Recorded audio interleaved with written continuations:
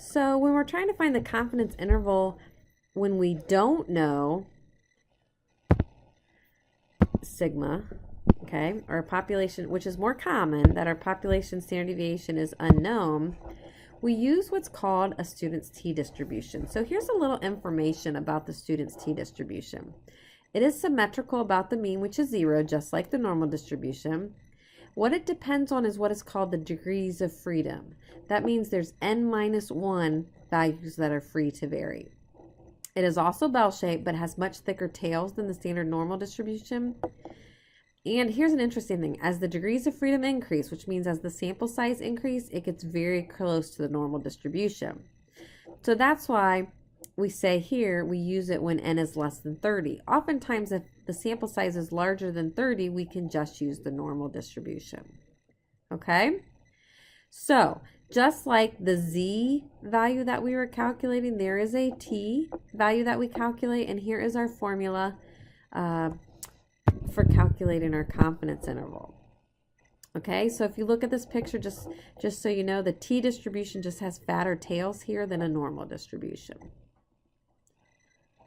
Okay, and we go to the calculator in the same way. We do stats, tests, t-interval. Okay, so let's look at an example here. The mean weight of 8 fish caught in a local lake is 15.7 ounces with a standard deviation of 2.3. Okay, it would have told us this was a population standard deviation, but because it doesn't say it's population, it just says this mean weight of the sample, this sample of 8 with standard deviation. So that means it's telling us our x bar is 15.7 and our s is 2.3. So it's really important to recognize the difference between s and sigma here. And n equals 8. Construct a 90% confidence interval. Okay, so let's go to our calculator. We're going to go to stat, over to test, just like we did with the t interval. I'm sorry, the z interval. We go down to t. Remember the difference.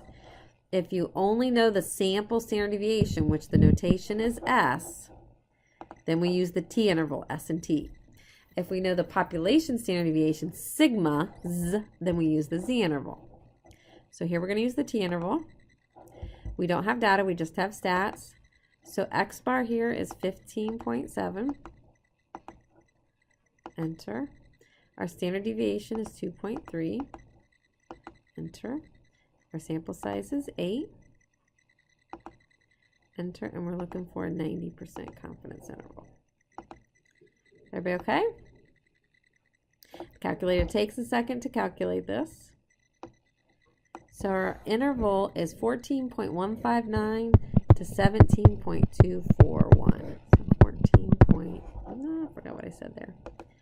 14.159. So remember, I like to write it with the population mean in the middle. I know the homework just asks for you like this.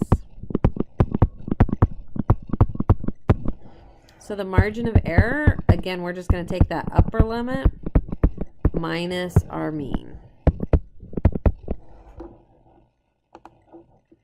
So 17.241 minus 15.7, which is 1.541. Okay, now I'm gonna go ahead and interpret here. On my quizzes and tests, I will ask you for this interpretation. We are 90% confident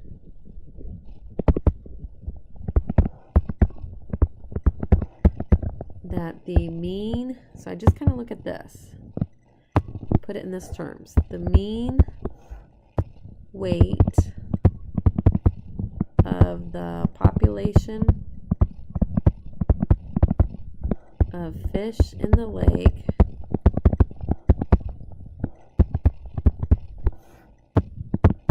is between 14.159 ounces.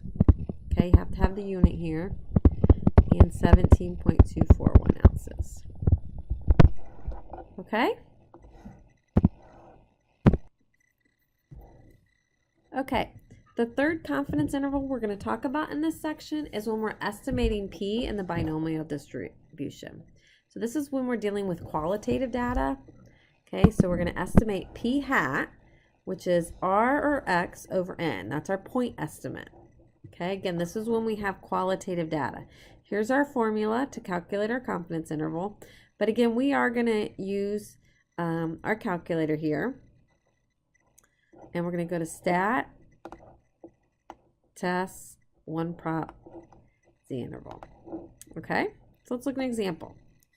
For a sample of 500 airplane departures, 370 departed on time. Find a 99% confidence interval for the proportion of airplanes that depart on time.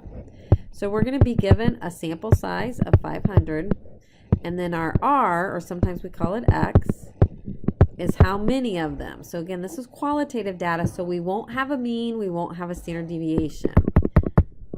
Okay, so when we put this in our calculator, we stat over to test. You got to go all the way down. Remember to skip these first ones because we're doing confidence intervals here. So we got Z interval, T interval, 2 sample Z interval, 2 sample T interval. We'll do those later. And then you have A here. 1 prop Z interval is what you want. Okay. So our X value is the same as R. So we put in 370. So it won't ask you for a mean or standard deviation here. N is 500. Our confidence level is 0.99, and we hit calculate. So this time, so 0.68947. So this time what we're estimating is the population proportion P instead of mu. 79053.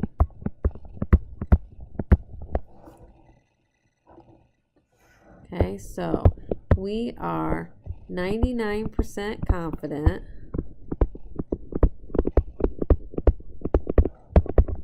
that the, and I just kind of go back to my problem here, proportion of airplanes that depart on time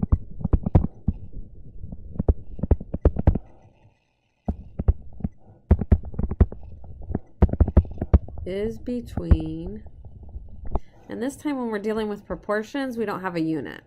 So you could put it in a percent if you wanted to. So let's say I say 68.9% and 79.1%. Okay, just depends on how the problem asks for it. Okay. Now we can also be asked to find the sample size when we're dealing with proportions. And here's our 2 formulas for this. We're going to find this in a very similar way that we had done previously.